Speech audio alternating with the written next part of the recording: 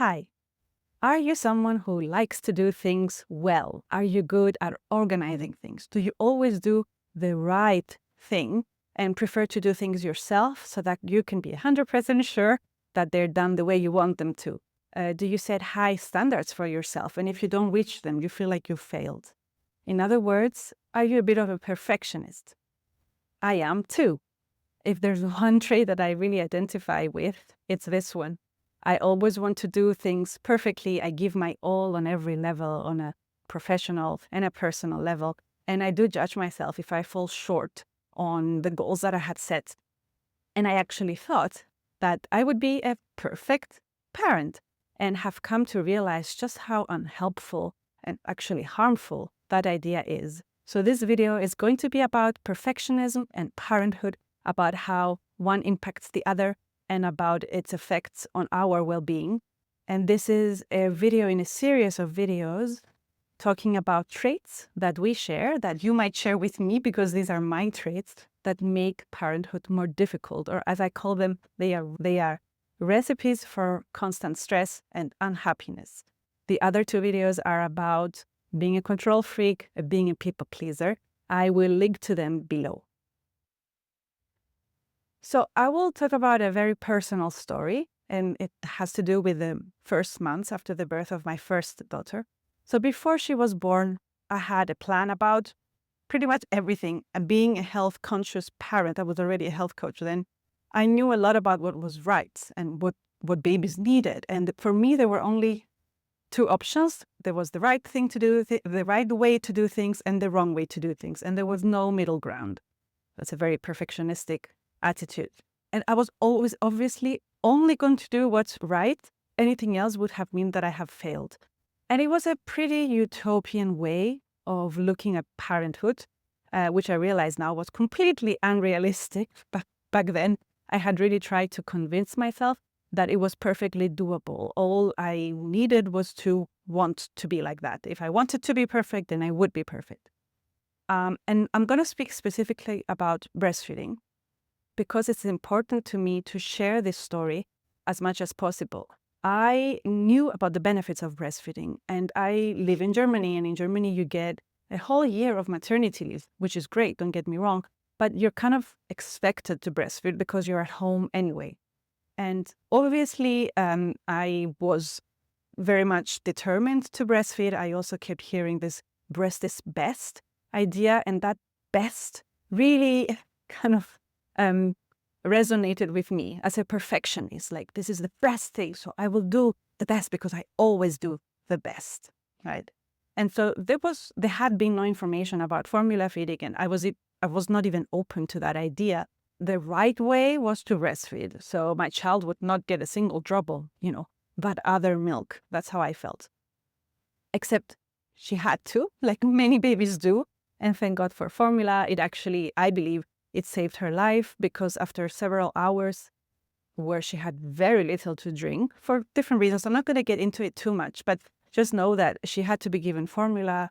And it was the first time, I still remember the moment where I put the bottle in her mouth and I saw her actually swallow. And I thought, well, this is what it looks like to have a baby actually, take in food and take in milk. And I'm so grateful for that. But at the same time, it was a huge shock to me, because that wasn't what I had planned at all. I was angry, I was disappointed, I was frustrated. And because I'm a perfectionist and there was no middle option, combo feeding never crossed my mind. So combo feeding is a term we use to describe feeding a baby with breast milk and formula. And the percentage can vary. It can be 50-50, it can be 90-10, it can also be 95 and 5. I mean, who cares? But it's called combo feeding, so you could do both. And in my mind, that was not an option. I had to exclusively breastfeed. And that's another term that is used right and left. Exclusive breastfeeding means only the breast, no formula. And I had really set my mind to do that. I was going to exclusively breastfeed, and there was no other way. And so I tried to exclusively breastfeed her for 4 whole months. So for whole months, I suffered from postpartum anxiety, borderline postpartum depression. This situation really cost me my sanity. It deprived me of bonding time with her. It really turned me into a different person. I would not sleep much. I would cry a lot. And the only thing on my mind, I was literally obsessed. The only thing on my mind was how to increase my milk supply because it had to be exclusive. It really became an obsession. And thankfully, at around 5 months, and for different reasons, I decided to stop trying to go for that ideal, the exclusive breastfeeding. And of course, I was really sad when I realized that that was not going to happen. It's actually a form of grief. And I only realized much later that that's what it was. It was grief because I was experiencing a loss. I had an idea in my mind of how things would look like, and they looked very different. Actually, when I first had a positive pregnancy test and realized I was going to become a mom, the first image that came to my mind was me breastfeeding for some reason. I don't know why, but that's the image. So that image had to disappear, and it was very sad for me to realize that that image was not going to materialize. And I actually still feel grief sometimes. I mean, grief never leaves you. I'm also a grief companion. So grief never leaves you. You still have moments where you think about it. I still get sad sometimes. Of course, not as much as I was back then. Thank God. Had the true emotions behind this were sadness, right? Were sadness and grief, and perfectly understandable.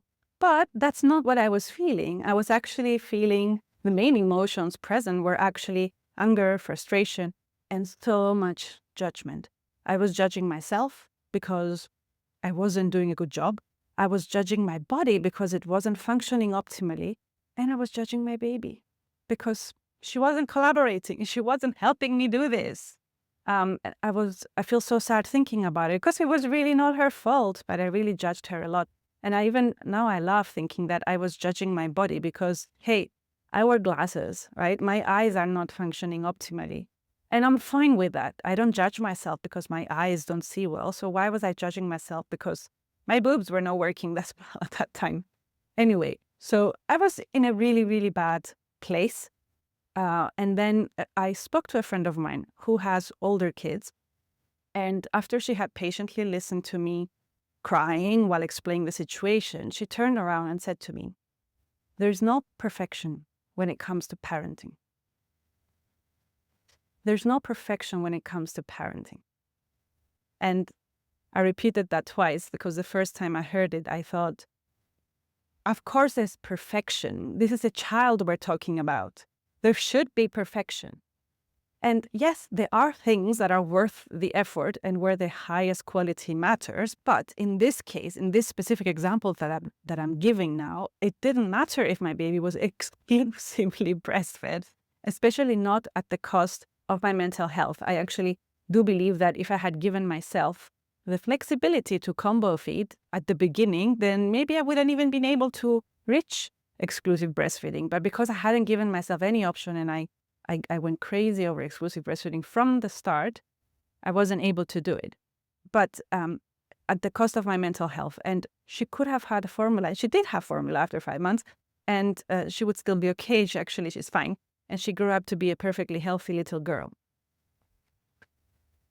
But that's my story about breastfeeding and how my perfectionistic tendencies really made those months so hard. And I always say that in the first months postpartum, and not just the first months, the first years after we have a child, all these little tendencies that we have. So for me, it's being a perfectionist, in wanting to control, it's being a people pleaser. All these things just like become huge because we are tired, because this is a very new situation, because there are many reasons, but my perfectionistic tendencies, like it's like somebody multiplied them during those first months, especially because it was my first, etc. So it's a no longer a painful experience, but it's an experience that I like to talk about because I have come to realize that it doesn't have to be all or nothing.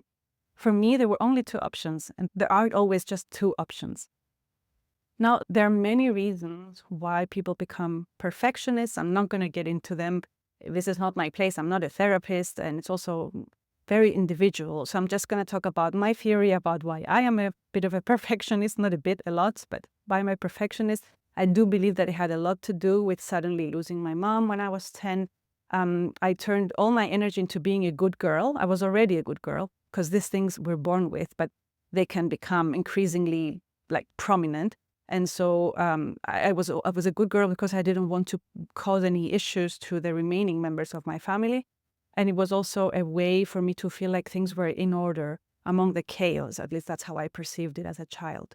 And just like being a pleaser originally stems from the strengths of being kind and being loving, being a perfectionist also stems from strength. So we need to do things well. We want to do things well. And that's not inherently a bad thing.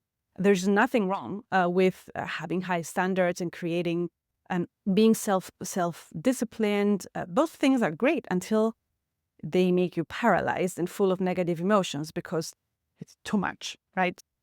Ultimately, the reason why we want to be perfect is because we're afraid of being judged. And that's 100% the case for me. Back then, I was really afraid of what others would say if I took out a bottle.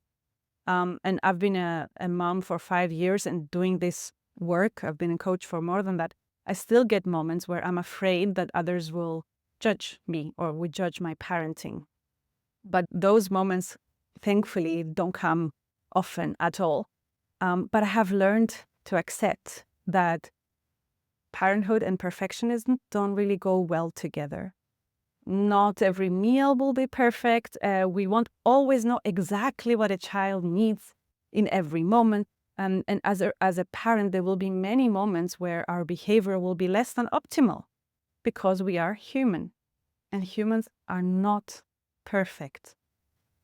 Now, if this video resonates with you and your experience as a parent, know that it is possible to suffer less. Just as I am a recovering people pleaser and a recovering control freak, I'm also a recovering perfectionist.